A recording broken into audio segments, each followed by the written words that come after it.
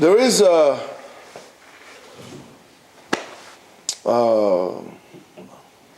thing in the world, an activity. It's called martial arts. Martial art is a very misunderstood concept. People say, oh, what's the best martial art?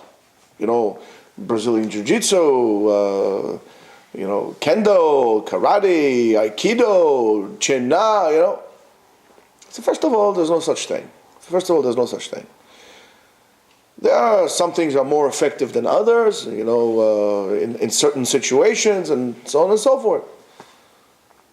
However, when you're dealing with something at the level of art, art is an art.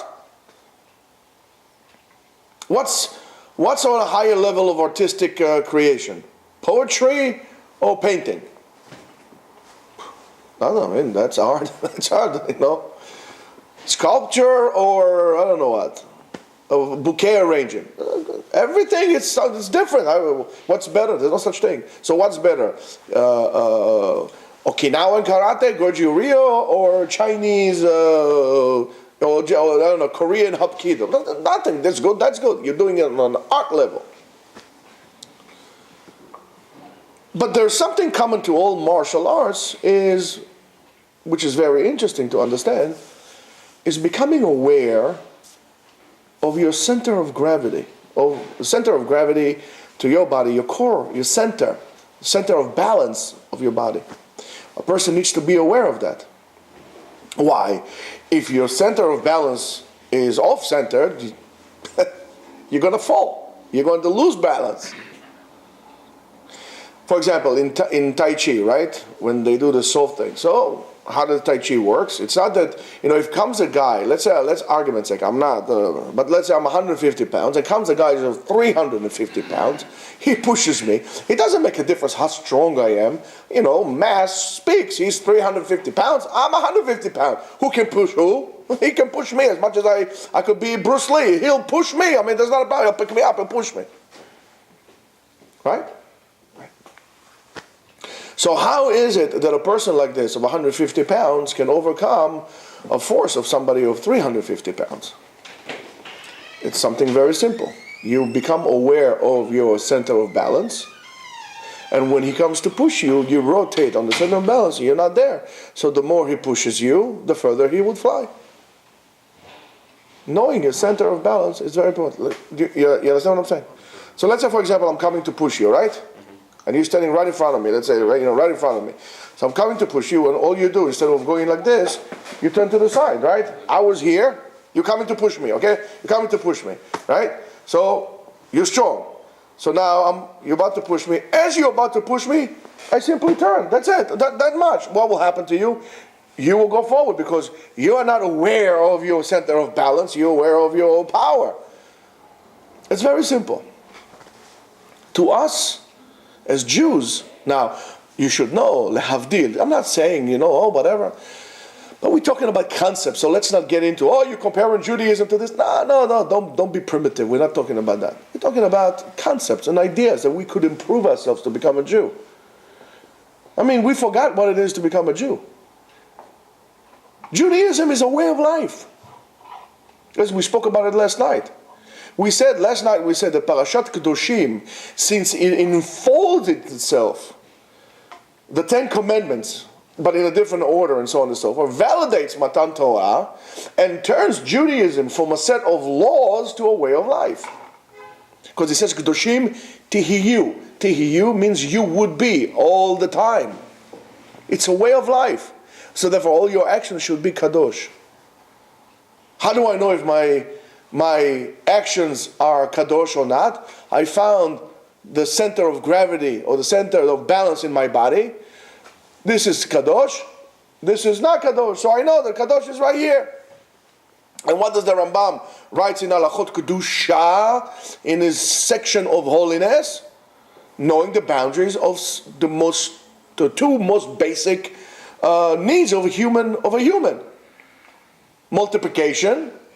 Not subtraction, right? Multiplication in terms of like sexual intercourses and food. I mean, everybody goes crazy over those things. So knowing what is allowed and not allowed, and those things especially, you'll become holy. So you need to know what's your center line. Argument's sake, talking about martial arts, Wing Chun is a very effective martial art, even though it was created by a woman. Why? Because it always attacks what? Your center line, straight line in the middle. So when you attack your center line, you take the person off balance. We need to know what is our Jewish center of balance, core of gravity, our Jewish tantien, that point in the middle of your stomach, right there, that you rotate around, the axis in which we rotate, so we would not lose the balance. Close the window. Put the thing. Okay, so we would not lose the balance. Why is this? Why is it important? Because the way we live life today, we are in an ongoing and non-stopping assault against our core of balance. As a society, we are a very unbalanced society. A very unbalanced society. For example, I heard today on the radio that the schools, high schools, will have to accommodate transgender students. So it's based on the gender you associate yourself with. It's not the gender you were born with. And if you don't do so, they're going to penalize you with the loss of fundings, get federal. I mean, look at how much they're shoving down the throats. We finished with the homosexuals, and now we start with the transgenders. I mean, when it comes to sexual things, it's all good. Do whatever you want. But why is it I'm not, Baruch Hashem, I'm feeling good as a man, I'm okay with being a man. But let's say if I would feel like a woman, like, what's his name, whatever this guy is, right? Oh, that's okay. You're allowed to feel whatever you want. But look what a crooked society we are. If I would say, I feel like I am a black man. I don't see myself as white, I say I'm a black man. Or I'm a Native American. Oh, no, for what? When it comes to race, no. No. We are a very racist, unbalanced society. Our society is all about food and sex. Terrible. It's very unbalanced. Look at the commercials out in the street, it's all on that. Or a high percentage of that is all about either sexual hints or food, drinks, alcohol, stuff like this, all over. So, as Jews, we're always bombarded. To break away the center, and they'll shove it down your throat in terms of political correctness, in terms of being enlightened. What, you don't believe? No, I don't believe in that. I think homosexuality is something that is bad. It's not natural. It's not normal. And I don't feel the need to be apologetic about it. Hey, it will be wrong to call somebody a homo, but it's okay to call somebody a dirty Jew. That's right, right? If a homosexual will be attacked, that's a hate crime. But when a Jew is being stabbed because he's a Jew, it's an act of a lone wolf. It's not a hate crime. So that's the society that we live in. We as Jews, do we know where our center of balance? We strive to Kedusha, to holiness. Being holy is the Jewish center of balance. That's the focal point of our existence. And when we don't act like that, when we want to be like the rest of the nations, we don't see ourselves as Jews. We see ourselves as the overall global village. A village it's not good. I don't want to live in a village. Not in that village. Shoving cow manure all day long. I don't want to be a part of that. I'm different. I'm a Jew. And you become apologetic about it, and now you don't know anymore what's right and what's wrong. That's why it says guys should not drink on Purim. We are drunk all the time. Why? Because we don't know anymore what's right and what's wrong. We're not quite sure that Mordechai was.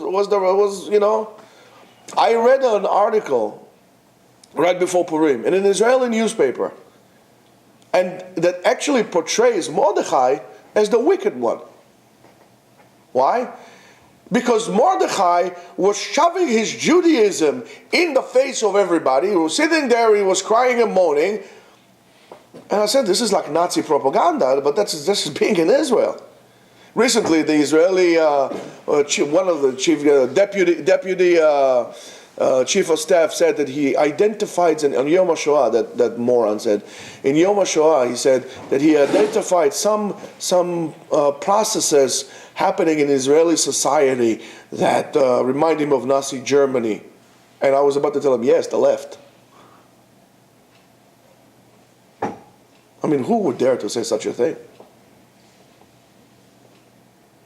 We lost our center of balance. And when you lose your center of balance, I'll tell you that, even a small child can tip you over. You don't need a lot of force. So the Yetzer Hara, the overall Sitra Achara, the other side, works to get us off balance in a very, very sophisticated way. Because if we're going to say everything against the Jew would rebel. Right away it would rebel. Naturally it would rebel.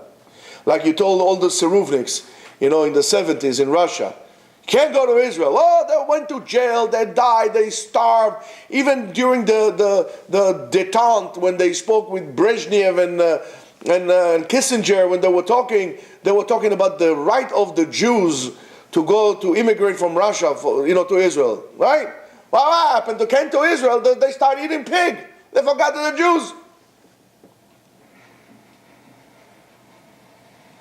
So if you're going to push the Jew, he's going to become a Jew. But if you let the Jew just smooth your corners a little bit, that's how we get ourselves balanced. And then, with little force, like this, you lose it. The way to counter that is Kedusha. I'll give you an example. Anybody knows, for example, to stay away from an Eshet Ish, from a married woman, right? Or karet, we're going to be burned, or stoned. Everybody's stoned nowadays anyway, but it's real stone.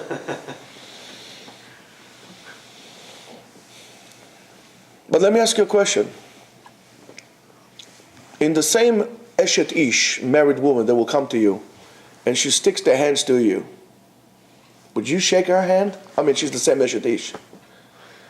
That's where it comes from. It starts with this. If this woman will come to you and says, darling, how about you and me? You selling the apartment? Hey. But it doesn't start with that. It starts with shaking one's hand. Little things. Little things. How do we get to the situation that we are in today with most of the Jews in the world are not Torah observant? We didn't get it overnight like this. Slowly. And we need to go back to retrieve our center of balance. We need to become aware of our emotions. In Tai Chi, there is a form of Tai Chi which is the fighting form. I mean, it's the same form, fighting form, and sometimes it could be done as a meditative move, where you become aware of your emotions. But it doesn't make a difference if you are doing the martial form or the meditative form. In any of them, you got to be aware of your emotions, where your hands are, how your hands are placed, how your fingers are placed. We need to take a deep breath, step back, assess the situation, and we need to get in touch with a center of balance. We need to get in touch with the Kedusha, with holiness. Examine, as I said to you yesterday, the most simple of all actions that you do. Because your Kedusha would start with that. I don't want you to start putting on tefillin all day long, two tefillin, sit down, don't eat, fast for we're not talking about this. Let's start with little things.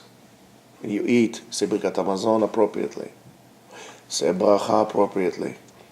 Make sure, if you notice something that is inappropriate for you to look at, you noticed it, it's there.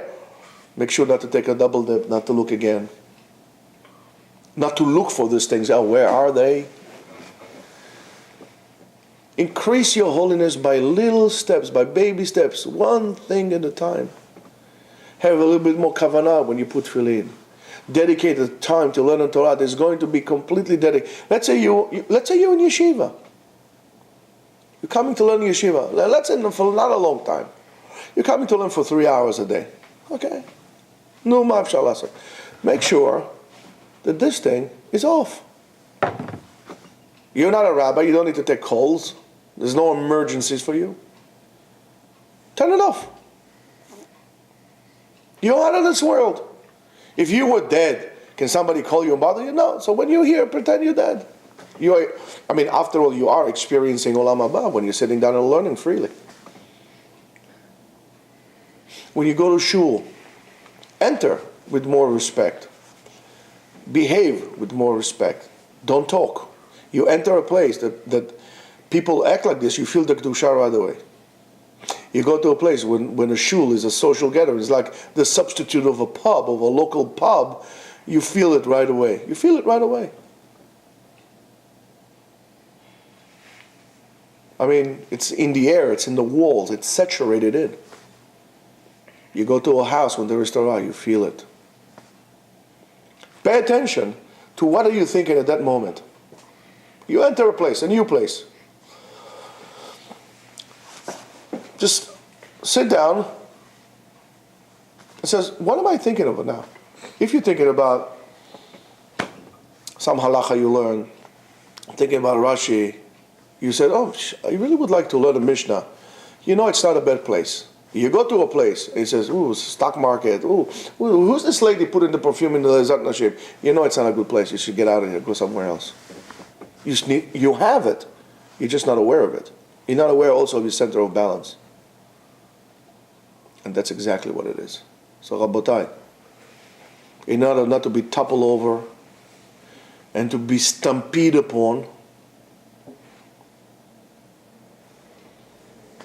you gotta get in touch with your holiness, with your holy part.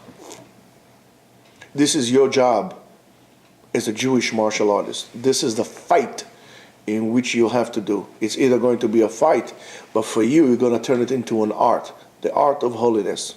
Every Shabbat Shalom. Now, Holy Shabbat.